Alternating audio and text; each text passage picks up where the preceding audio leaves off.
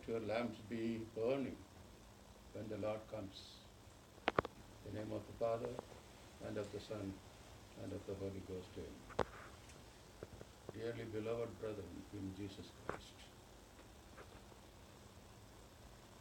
there was a young man, well learned, rich enough to rule the world, and was very, very healthy to fight all the enemies. All these three things were necessary and liked by him to rule the whole world. And he had a big ambition to become the king of the world. In the meantime, he was working in a university in Paris as a big philosopher, a professor. And he was always dreaming about becoming the king of the world, to rule over all the world. And he had a big hope for that.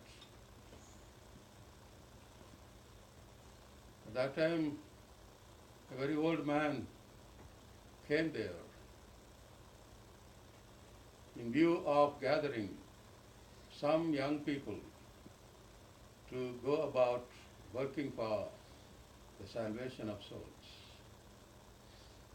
And this old man had an eye on this young man who wanted to rule the whole world.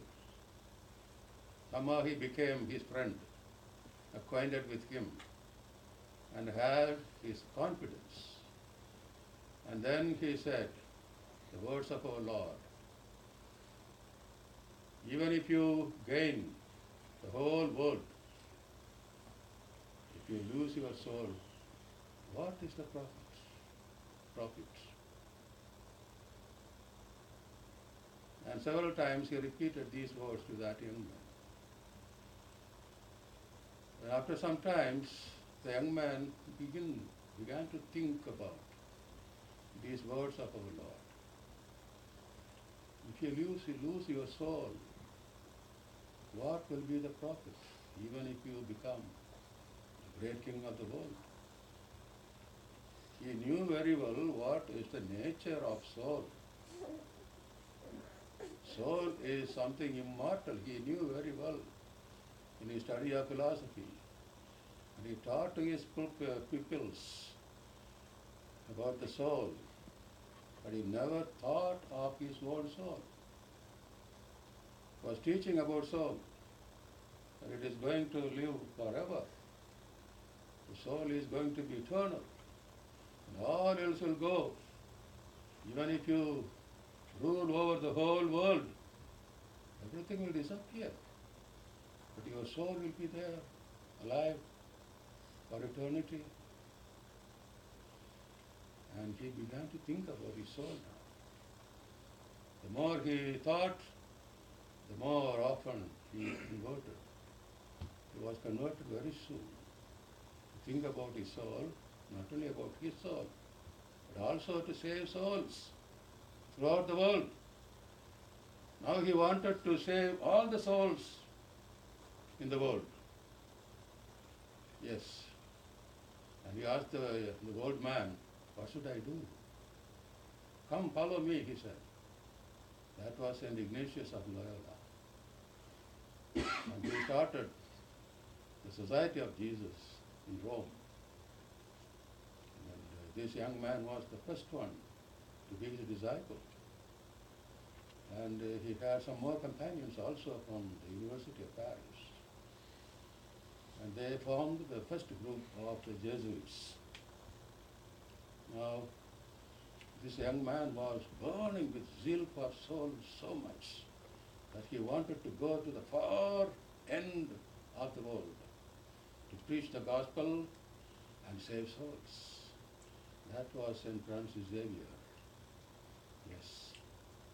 He was the son of a petty king. And he knew all the sciences. He also knew the holy religion, because the family was a very good Catholic family. Now he asked Ignatius to send wherever he wanted to go and work for saving souls. And then the King of Portugal applied to the Pope to send some holy priests to India. And the Pope asked St. Ignatius to send some of his priests to India. But then this young man, St. Francis Xavier, succeeded to get permission to go to India to preach the gospel there.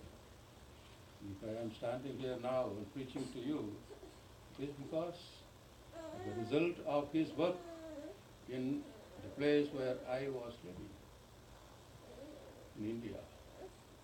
Yes, my dear brethren, we must keep always our soul in sanctifying grace.